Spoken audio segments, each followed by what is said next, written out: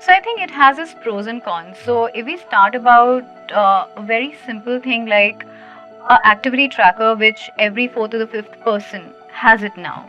Uh, so it has kind of empowered people who are using it, because before I would never have the data about myself. I would not know how many steps I have walked. I would not know how much calorie I would have consumed.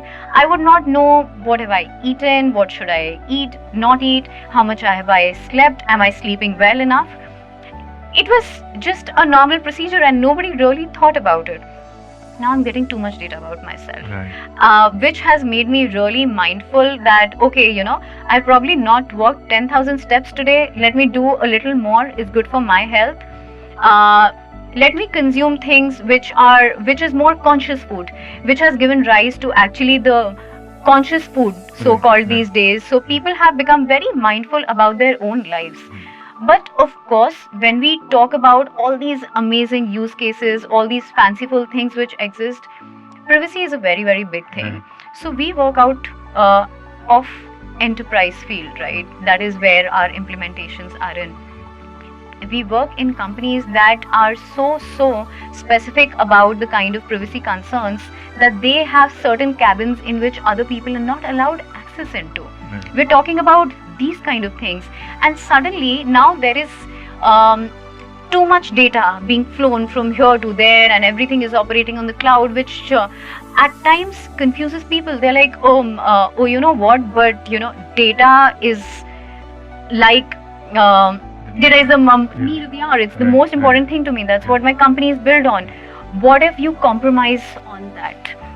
Or even when we talk about personal data, like we've seen a lot of social media companies compromising on people's data, etc. So at the same time, it becomes very important as a company in the IoT space to keep that as priority one.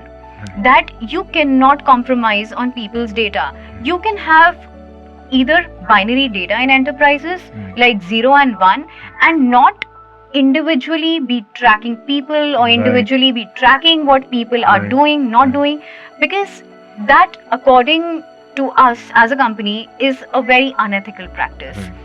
If I have allowed my activity tracker to track me, I am enabling and empowering myself, but do I want other people to be selling it to other companies who might be requiring it? That should not be a practice, which is not a good practice in itself. So at least as a company, also we've decided that we will never be compromising on people's privacy. At the end of the day, you're an employee when you go inside at 9 o'clock and till 5 o'clock, but when you step outside, you should not be tracked. Which is where there are a lot of companies and organizations which ask us for that kind of tracking also.